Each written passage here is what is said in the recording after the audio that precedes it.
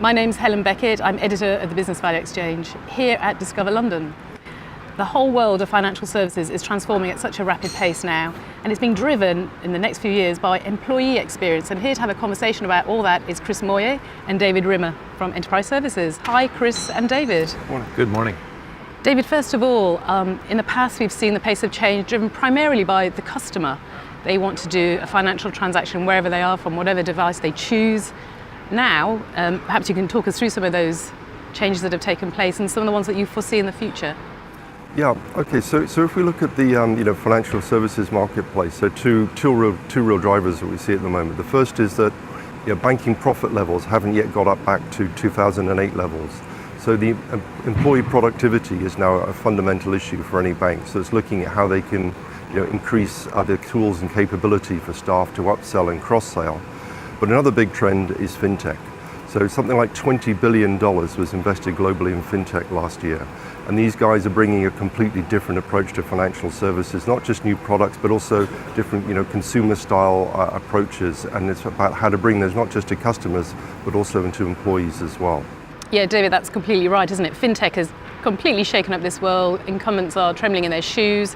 Some of the technologies they're embracing, ways of dealing with the customer, such as Roboadvisor services. Can you talk about some of the others? Yeah, so if you look at Roboadvisor, one of the things we're seeing there is that voice is actually becoming the preferred interface.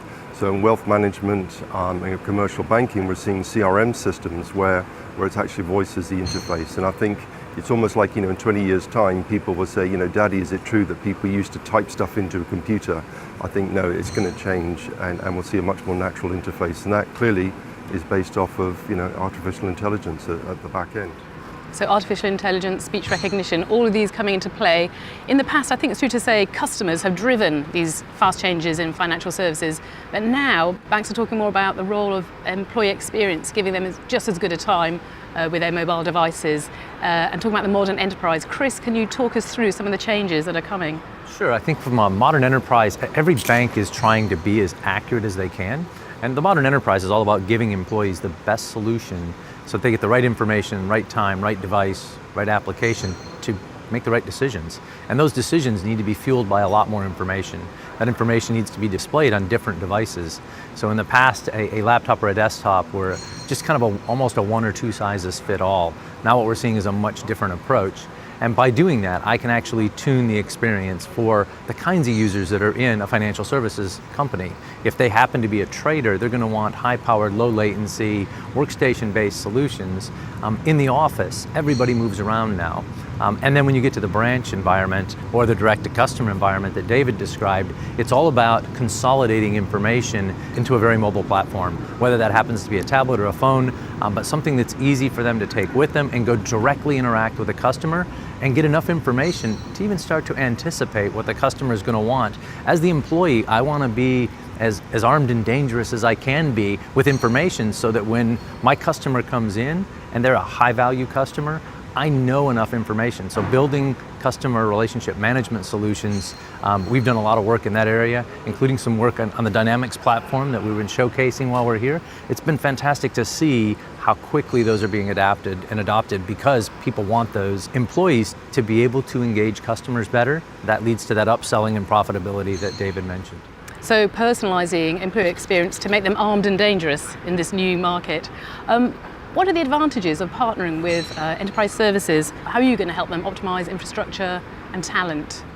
Well, I mean, an example of where we've done that is for a German, financial management pensions advisory company where we've developed a tablet-based solution for their sales agents to sit down with customers to model their financial goals, to understand how much they need to invest over time, and all that is dynamic and interactive, and that really increases the level of customer engagement. So that they can actually engage more with the brand. It's more of a trust-based relationship if you're sitting next to somebody modeling their finances with them. And so we developed that application with bringing together a whole range of different systems to equip their branch people. Okay. I think we'd add to it that on Modern Enterprise, what we focused on was giving people, the employees, consumer-like experience with enterprise security, because banks protect some pretty important things to all of us, and instant collaboration. And I think that instant collaboration for the employees to connect on teams around the world is fantastic.